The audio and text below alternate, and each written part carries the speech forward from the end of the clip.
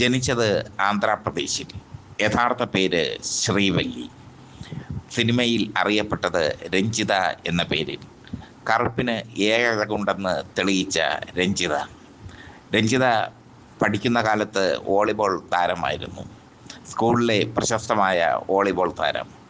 സംസ്ഥാന തലത്തിലും ദേശീയ തലത്തിലും വോളിബോൾ മത്സരങ്ങളിൽ പങ്കെടുത്തിട്ടുണ്ട്. രഞ്ജിത പിന്നീട് സിനിമയിലെത്തി. കടപ്പറഡമ്മ എന്ന തെലുങ്ക് ചിത്രത്തിലാണ് ആദ്യമായി അഭിനയിച്ചത്. 1992 റിലീസ് ചെയ്ത നാടോടി തെன்றൽ എന്ന തമിഴ് സിനിമയാണ് രഞ്ജിതയ്ക്ക് ബ്രേക്കായി മാറിയത്. ഭാരതിരാജ സംവിധാനം ചെയ്ത ചിത്രം. കാർത്തികായിരുന്നു ഈ ചിത്രത്തിൽ അവരുടെ നായകൻ. നാടോടി തെன்றൽ ഒരു പ്രണയകഥയായിരുന്നു. ആ സിനിമ ഒരു സാധാരണ സിനിമയായിരുന്നു. ഭാരതിരാജയുടെ മറ്റ് ചിത്രങ്ങളെപ്പോലെ മനോഹരമായ ഒരു സിനിമ എന്നൊന്നും പറയാൻ പറ്റില്ല. ഒരു ആവറേജ് സിനിമ. പക്ഷേ നാടോടി തെன்றൽ ഹിറ്റായി. അതിന് കാരണം കാർത്തിക്കും രഞ്ജിതയും തമ്മിലുള്ള ലിപ് ലോക്ക് രംഗങ്ങളും രഞ്ജിതയുടെ മേനി പ്രദർശനവും ആയിരുന്നു. കാർത്തികിന് മുമ്പിൽ അർദ്ധനഗ്നയായി പ്രത്യക്ഷപ്പെട്ടു ഈ ചിത്രത്തിൽ രഞ്ജിത. ഇതോടെ രഞ്ജിത തമിഴ്നാട്ടിൽ മാർക്കറ്റുള്ള താരമായി മാറി. പെൺവേട്ടക്കാരനായ കാർത്തികും രഞ്ജിതയും തമ്മിൽ പ്രണയമാണെന്ന ശ്രുതിയും ഇരുവരും വിവാഹം കഴിക്കാൻ പോകുന്നു എന്ന ശ്രുതിയുമൊക്കെ അക്കാലത്ത് തമിഴ് മാധ്യമങ്ങളിൽ വന്നിരുന്നു. തമിഴ് മഞ്ഞപത്രങ്ങൾ അത് കണ്ടെത്തി പ്രസിദ്ധീകരിക്കാൻ മത്സരിച്ചു. എന്തായാലും പിന്നീട് കാർത്തികിൻ്റെ നായിക ആയില്ല രഞ്ജിത. മലയാളത്തിലെത്തുന്നത് ഷാജി കൈലാസ് സംവിധാനം ചെയ്ത മാഫിയ എന്ന ചിത്രത്തിൽ സുരേഷ് ഗോപിയുടെ നായികയായിട്ടാണ്. ഏകലവ്യന് ശേഷം ഇറങ്ങിയ ഷാജി കൈലാസ് സുരേഷ് ഗോപി ചിത്രമാണ് മാഫിയ വലിയ ഹിറ്റായി മാറി. ജോണി വാക്കറിൽ മമ്മൂട്ടിയുടെ നായികയായി രഞ്ജിത എത്തി. ഈ ചിത്രവും ആവറേജ് ഹിറ്റായിരുന്നു. ഒരു യാത്രാമൊഴിയിലും രക്തസാക്ഷികൾ സിന്ദാബാദിലും മോഹൻലാലിനോടൊപ്പം രഞ്ജിത അഭിനയിച്ചു. 2 ചിത്രങ്ങളും ആവറേജ് ഹിറ്റിൽ ഒതുങ്ങി. സിന്ദൂരരേഖ, കൈകൊടന്ന നിലാവ്, ചമയം എന്നിവയൊക്കെ രഞ്ജിതയുടെ മറ്റ് ചില ചിത്രങ്ങളാണ്. രഞ്ജിതയ്ക്ക് നന്നായി അഭിനയിക്കാൻ അറിയാമായിരുന്നു. കറുപ്പിന് ഏഴഴകുണ്ടെന്ന് തമിഴിലും മലയാളത്തിലും തെളിയിച്ച നടിയാണ് രഞ്ജിത. അഭിനയ പ്രാവീണ്യം തന്നെയാണ് രഞ്ജിതയെ വേറിട്ട കാഴ്ചയാക്കി മാറ്റിയത്. നാടോടി തെன்றലിന് ശേഷം അതേപോലെ സെക്സി രംഗങ്ങളിലൊന്നും രഞ്ജിത പിന്നീട് അഭിനയിച്ചില്ല എന്നുള്ളതും ശ്രദ്ധേയം.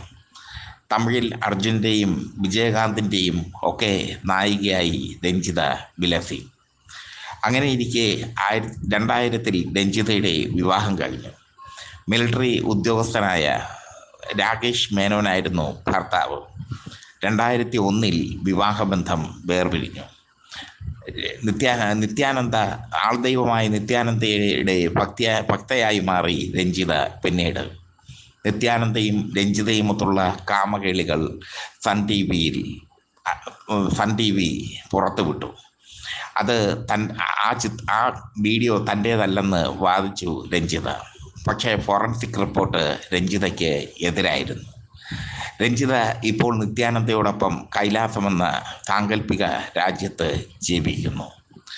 നിത്യാനന്ദ രഞ്ജിതയെ അവിടുത്തെ അമ്മയാക്കി മാറ്റിയിരിക്കുന്നു. ആധ്യാത്മിക അമ്മയാക്കി മാറ്റിയിരിക്കുന്നു.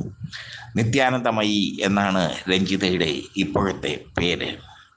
നിത്യാനന്ദയ്ക്കും രഞ്ജിതയ്ക്കുമെതിരെ നിരവധി കേസുകൾ ഇപ്പോഴുണ്ട്. പ്രായപൂർത്തിയാകാത്ത പെൺകുട്ടികളെ നിത്യാനന്ദ പീഡിപ്പിക്കുമ്പോൾ രഞ്ജിത അതിന് ഒത്താശ ചെയ്തു എന്നാണ് ആരോപണം. അറസ്റ്റിലാകും എന്ന ഘട്ടമെത്തിയപ്പോൾ ഇരുചെവി മറുചെവി അറിയാതെ നിത്യാനന്ദയും രഞ്ജിതയും പരിവാരങ്ങളും കടന്നു. ഇക്കഡോറിന് സമീപമുള്ള പ്രദേശം കൈലാസമെന്ന രാജ്യമാക്കി മാറ്റി നിത്യാനന്ദ എന്ന ബുദ്ധിമാനായ ആൾദൈവം.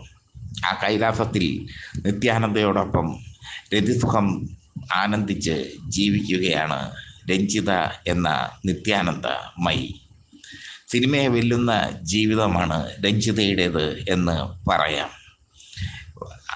ആദ്യ ചിത്രത്തിൽ കാർത്തികമൊത്ത് ഗ്ലാമറസായി അഭിനയിച്ചു. പിന്നീട് കാർത്തികമൊത്ത് ബന്ധമുണ്ടായിരുന്നോ ഇല്ലയോ എന്നറിയില്ല. എന്തായാലും കാർത്തികും രഞ്ജിതയും ഒത്തുള്ള മാരകേളികളൊക്കെ തമിഴ് പത്രങ്ങൾ അക്കാലത്ത് വാർത്തയാക്കി മാറ്റി. പിന്നീട് തമിഴ്നാട്ടിൽ സൂപ്പർ നടിയായി കുതിച്ചുയർന്നു. അതിനിടയിലാണ് നിത്യാനന്ദയുടെ ശിഷ്യയായി മാറിയത്. നിത്യാനന്ദയും രഞ്ജിതയും ഒത്തുള്ള ബെഡ്റൂം സീനുകൾ വന്നപ്പോൾ ലജ്ജിച്ച് തലതാഴ്ത്തിയത് പ്രേക്ഷകരാണ്.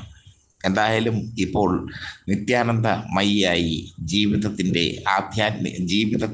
ആധ്യാത്മിക ഭാവങ്ങൾ ആസ്വദിക്കുകയാണ് രഞ്ജിത.